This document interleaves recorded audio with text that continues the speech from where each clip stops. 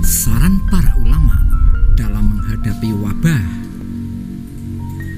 Dalam menghadapi wabah, selain memanjatkan doa, para ulama dahulu juga menyarankan agar berusaha mencari ketenangan, mengisolasi diri, dan menjaga imunitas. Dilansir dari historia.id, ditulis oleh Riza Herdahita Putri.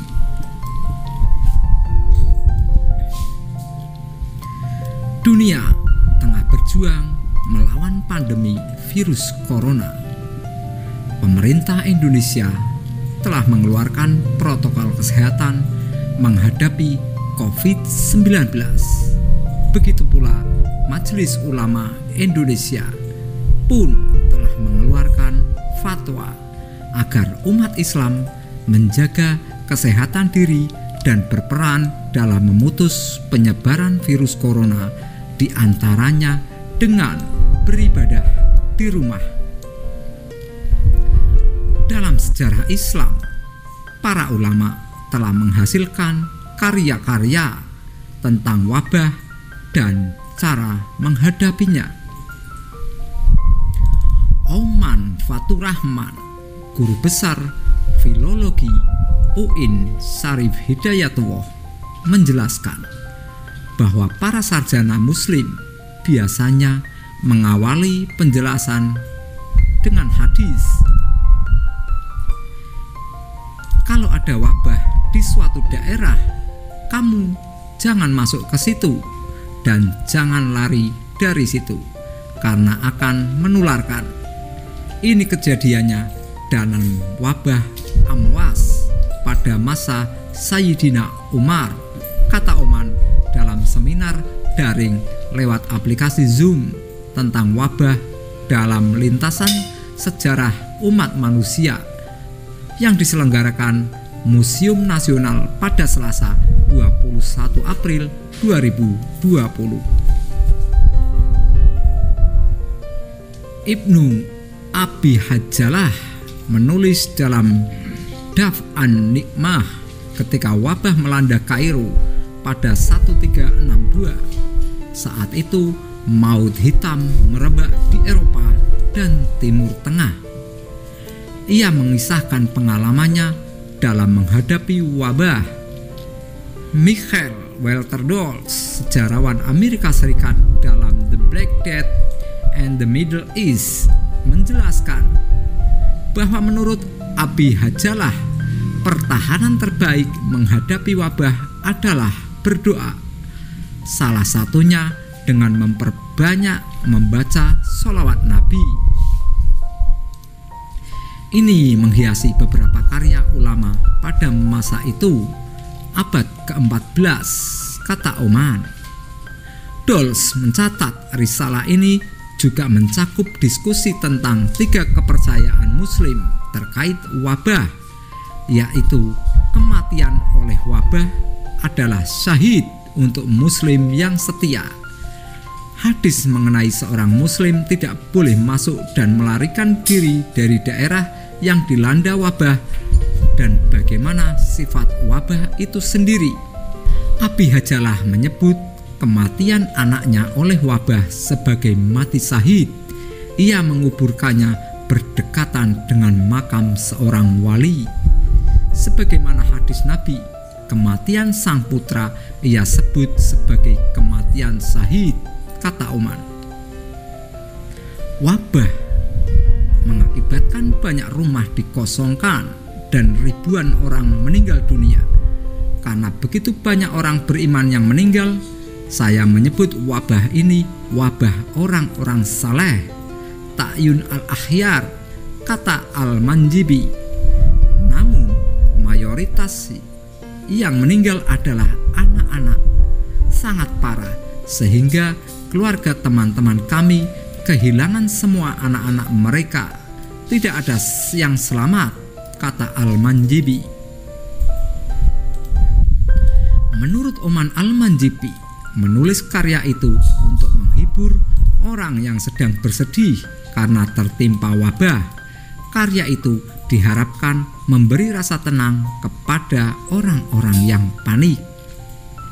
Saya ingin menghibur supaya mereka rileks, tidak stres. Maka aku karanglah kitab ini untuk menghibur mereka yang terkena wabah, kata Al-Manjibi dikutip oleh Oman. Ibnu Khotimah, ulama sekaligus ahli medis, sejarawan dan penyair dari Andalusia, juga menyaksikan wabah maut hitam merebak di Eropa. Menurutnya, ketika wabah merebak, penting untuk menjaga moral dan jiwa agar terus merasa gembira, tenang, rileks, dan penuh harapan. Masyarakat harus mencari pendamping yang menyenangkan. Pendamping yang terbaik adalah Al-Quran, kata Ibnu Khotimah dikutip oleh Dawes. Masyarakat yang berada di tengah wabah juga bisa mencari ketenangan lewat buku sejarah, humor, dan kisah cinta untuk mengisi pikiran. Mereka harus menghindari berbicara tentang apapun yang bisa membangkitkan kesedihan. Intinya, Anda harus ceria, harus rileks, jaga asa. Di sini contohnya, jangan bicara yang sedih-sedih. Baca buku sejarah, humor, dan kisah cinta, kata Oman. Ibnu Khotimah juga menyarankan untuk mengurangi pergerakan supaya menghindari penularan lewat pernafasan. Banyak ulama dan cendekiawan muslim mendukung hadis yang melarang tidak masuk dan melarikan diri dari wilayah yang terkena wabah. Salah satunya Ibnu Al-Khatib yang lahir di Loja, Granada, sekarang masuk wilayah Spanyol.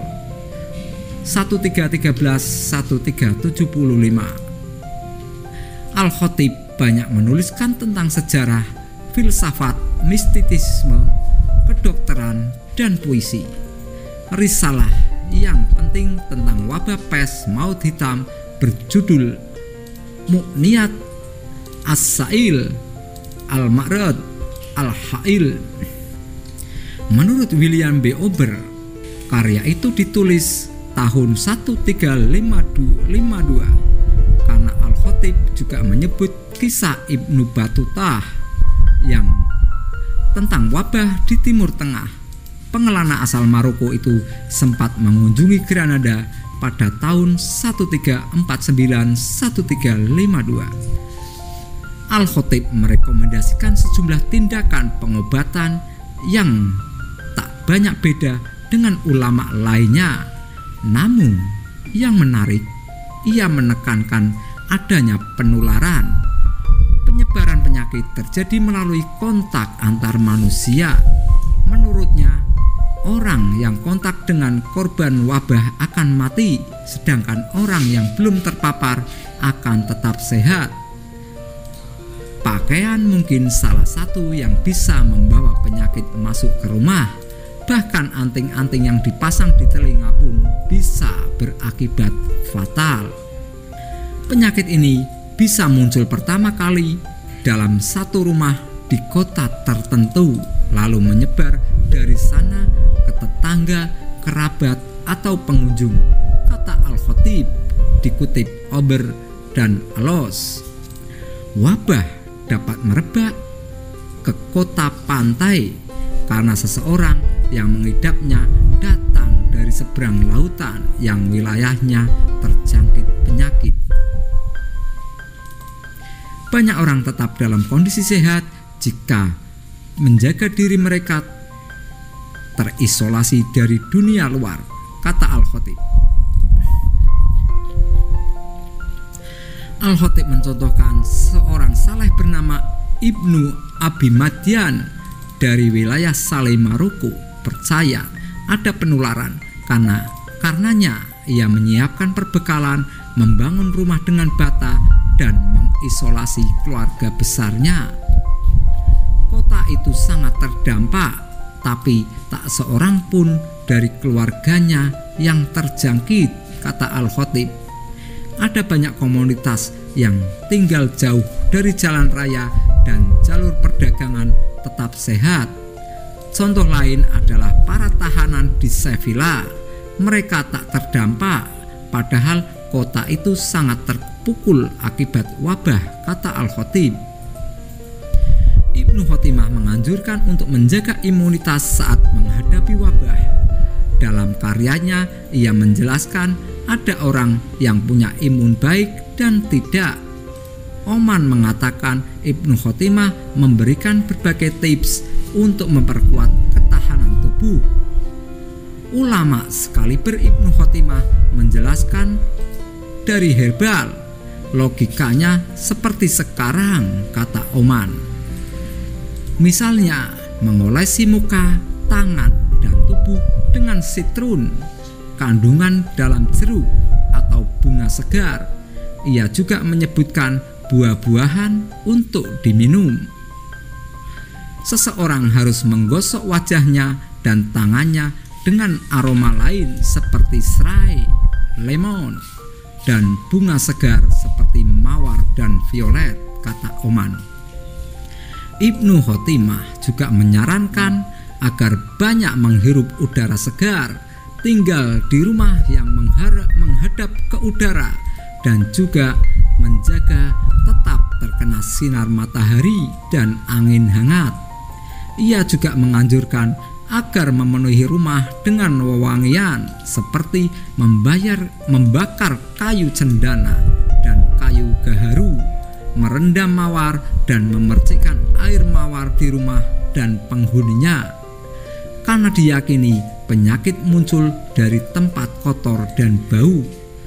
Campuran kayu gaharu dengan air mawar juga bisa diminum, kata Oman. Menurut Oman, kebanyakan naskah terkait wabah dihasilkan oleh para ulama yang hidup saat maut hitam menyergap. Wabah ini dengan dahsyat menyebar melintasi padang rumput Asia Tengah ke pantai-pantai Laut Hitam, tak terkecuali kota-kota besar dan kecil Islam juga terdampak.